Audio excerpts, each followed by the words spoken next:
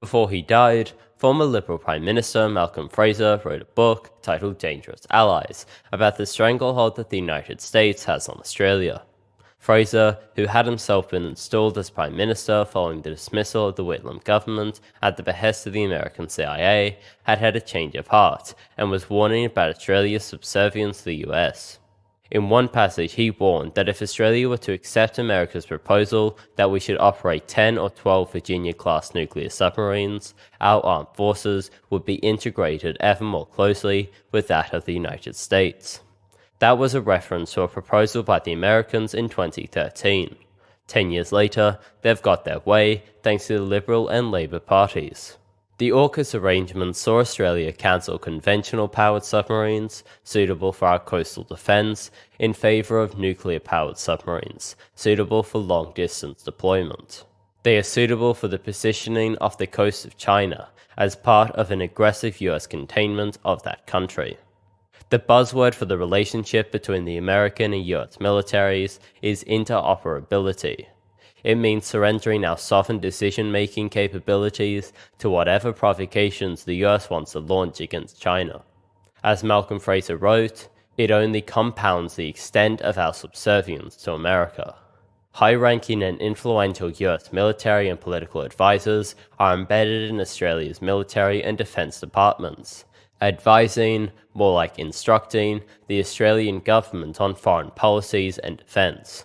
Retired US Navy admirals hold powerful and decisive positions in the Australian Navy, developing and preparing nuclear submarines, AUKUS, and war. Some are paid $7,000 a day by Australian taxpayers to integrate Australia's naval defence into the global US military force. The US-Australia stranglehold, which some people call an alliance, is dangerous. The Liberal and Labour Party leaderships, as well as the opinion makers in the media and various think tanks, seem prepared to accept the inevitability of a war with China. China is indeed expanding. It has rejected socialism, embraced capitalism, and is an imperialist power in its own right. But the aggression that creates instability in our region is coming from the US, not from China. Have Australians really thought about the consequences of the war with China, for which the US is shaping our military? With the exception of the Japanese bombing raids on Darwin and Broome in World War II, all of the wars that Australia has been dragged into have been fought somewhere else and not in Australia. The Korean War was in Korea, the Malaysian emergency was in Malaysia, the Vietnam War was in Vietnam, the Afghan War was in Afghanistan, the Iraq War was in Iraq. Will a war with China just be in China, or perhaps somewhere to our north like the South China Sea?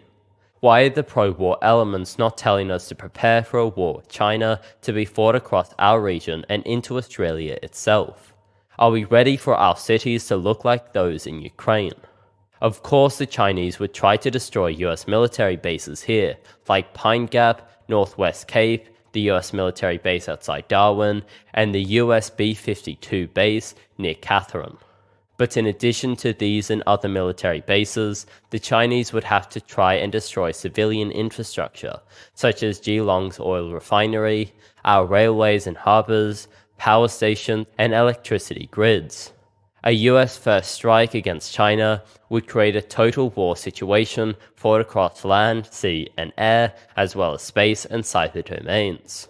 This is what US imperialism is demanding that we accept as the price of their containment of China. This is what our dangerous ally is demanding that we sacrifice in order to stem its inevitable decline.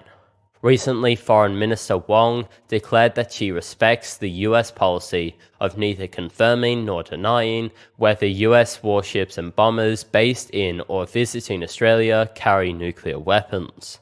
The Labour government has given away any semblance of Australian sovereignty.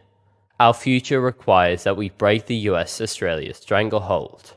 It requires a determination to exercise independent decision-making in matters of foreign policy and military deployment. It requires the closure of US bases on Australian soil. It requires withdrawal from AUKUS and wasteful expenditure on nuclear-powered submarines. It requires full support for organisations like the Independent and Peaceful Australia Network and the Australian Anti-AUKUS Coalition. In workplaces and communities, it means building a people's movement against imperialist war and for peace and independence. Join us in fighting for Australian anti-imperialist independence and socialism.